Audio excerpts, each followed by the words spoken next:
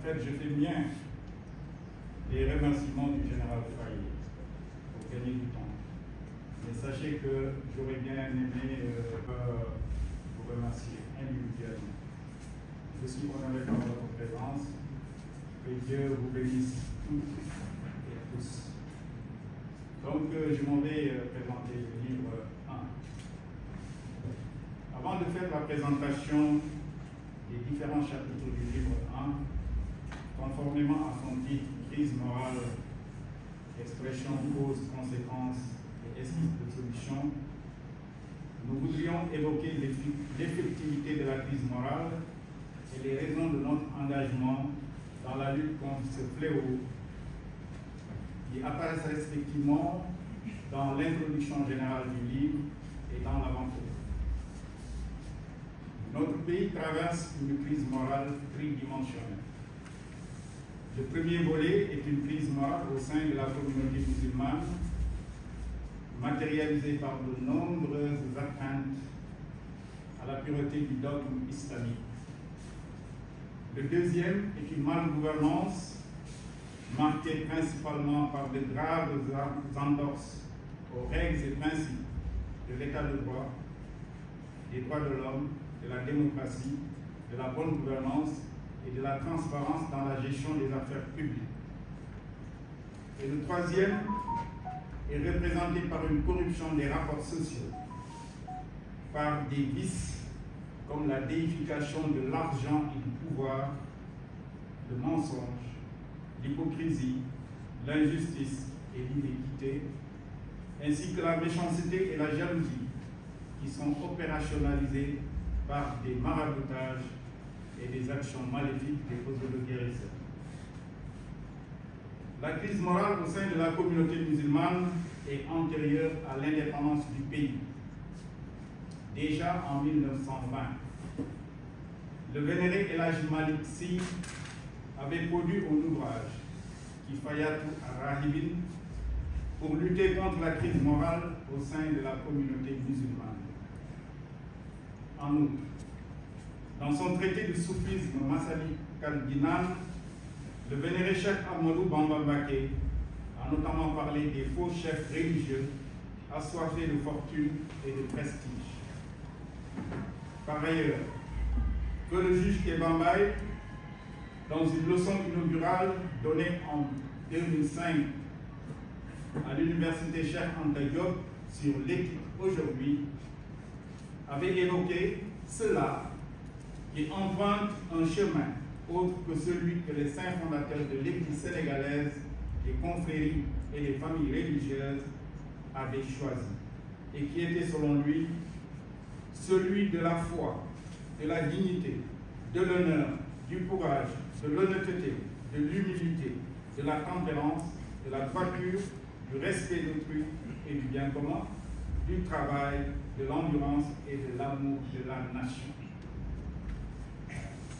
Cette crise au sein de la communauté musulmane s'est malheureusement approfondie, avec actuellement des dérives langagières blasphématoires, des abandons de piliers de l'islam, des innovations blâmables et des concurrences malsaines entretenues par des conférenciers outrageusement zélés et des faux chefs religieux qui vivent de la religion et sont excessivement portés vers le luxe, les avoirs, les plaisirs et la surconsommation. Longtemps après l'indépendance, la malgouvernance, la corruption des rapports sociaux et le fléchissement des valeurs morales ont été évoqués. D'abord par le juge Kebambaye, qui dans cette leçon inaugurale de 2005 avait mentionné la fuite en avant vers un monde sans éthique, dans lequel la conduite des hommes est guidée par l'argent, le pouvoir, la force et la place. Ensuite par les assises nationales du Sénégal, notamment dans le rapport de synthèse de décembre 2008 des travaux de sa commission Institutions, Liberté et Citoyenneté. Puis par l'actuel chef de l'État, qui avait notamment dit le 10 décembre 2011 qu'à la crise économique et sociale viennent s'ajouter une crise politique et une crise morale majeure, la volonté de violer la Constitution, la centralisation excessive des pouvoirs, la gabegie et la corruption en sont les expressions les plus visibles. Enfin, par la Commission nationale de réforme des institutions dans son rapport de décembre 2013. Par ailleurs, Monseigneur Benjamin Ndiaye, archevêque de Dakar, avait le 21 mai 2018, dans son allocution lors du pèlerinage de Popenguine, affirmé: Sénégalais, mon bien aïe, qui nous santé, de que nous santé du Gamfan,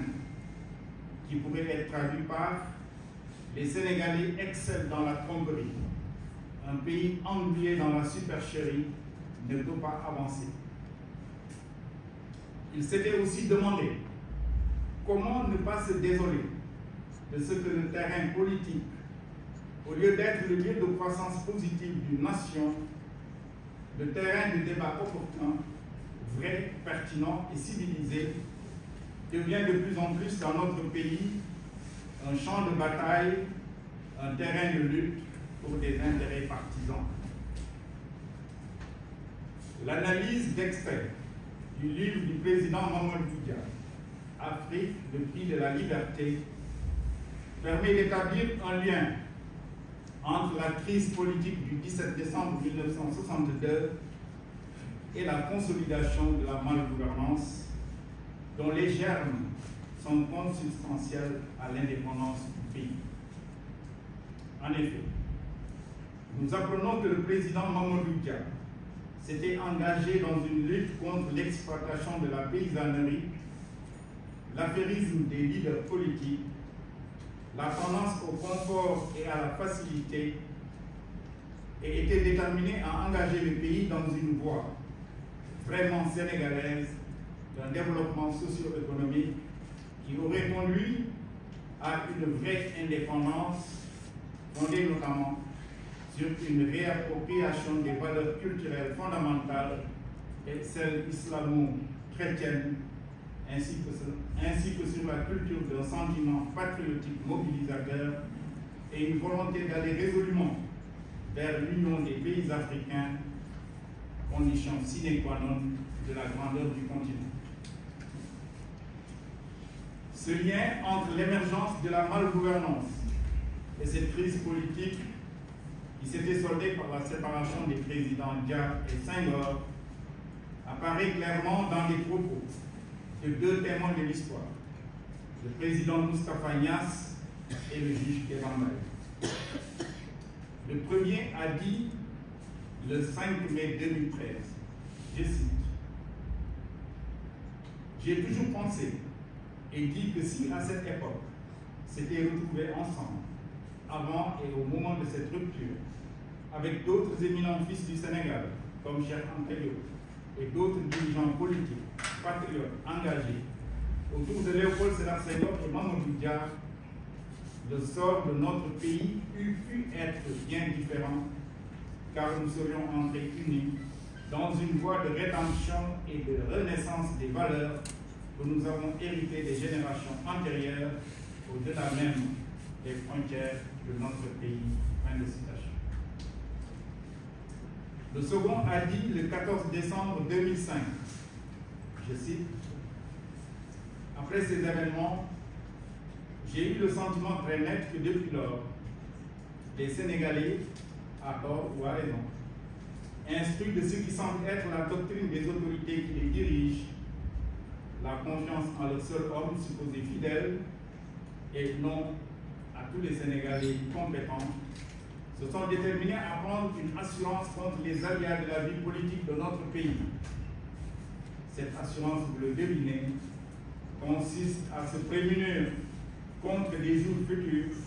durant lesquels on est écarté de sa place ou de tous. Elle conduit, quand on est encore dans une bonne place, à rien d'autre qu'à la recherche de biens par tous les moyens, d'où la déviance vers l'enrichissement illicite, le guiro, la corruption sous toutes ses formes, l'absence de l'amour de la nation. Fin de citation. Avec l'éclatement de l'équipe qui avait reçu pacifiquement entre leurs mains une indépendance piégée, l'élection vertueuse des ressources de l'État et d'une éducation adaptée du peuple sénégalais par des gouvernants suffisamment préoccupés par la santé morale des populations sous la conduite du président Dia ont été brisées. Et nous avons eu l'émergence de la malgouvernance encouragée par les forces négatives extérieures adossées sur cette fracture entre les élites politiques sénégalaises, sur les égoïsmes de ceux qui profitaient déjà du système, sur des déficits de patriotisme, sur le goût du luxe et des dépenses de prestige, et sur le besoin d'entretenir une clientèle politique. Cette malgouvernance a permis à l'ancien colonisateur de tisser de nouvelles dépendances qui ont facilité le maintien de la domination. Mesdames et messieurs, parce que les manières d'être et de faire d'un nombre trop élevé de leaders qui ont la lourde charge de gouverner, diriger, commander ou guider leurs semblables sont contraires aux exigences de leur devoir d'exemplarité et d'acceptation inconditionnelle de la primauté des intérêts du pays, ils ont tous et collectivement encouragé l'incivisme, la corruption et l'intempérance dans la recherche des avoirs. Ils ont aussi optimisé les frustrations, cultivé la haine et porté atteinte à l'amour, qui doit être le fondement des rapports entre les concitoyens, frères et sœurs en Dieu. C'est pourquoi la crise morale est une crise de leadership. Mesdames et messieurs, compte tenu de cette tendance à la banalisation des mauvaises manières d'être et de faire, avec une recrudescence de la violence sous toutes ses formes, nous pouvons affirmer qu'au Sénégal, nous sommes indiscutablement dans ce monde sans éthique,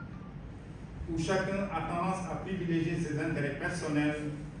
et où le pouvoir de contrôle et de sanction délégué à l'État par le peuple souverain pour son bien est malheureusement détourné pour notamment protéger des criminels en col blanc, enfreindre le principe constitutionnel d'égalité de tous les citoyens devant la loi et permettre des injustices contraires aux exigences de l'état de droit, de la démocratie, des droits de l'homme et du contrôle citoyen des actions publiques.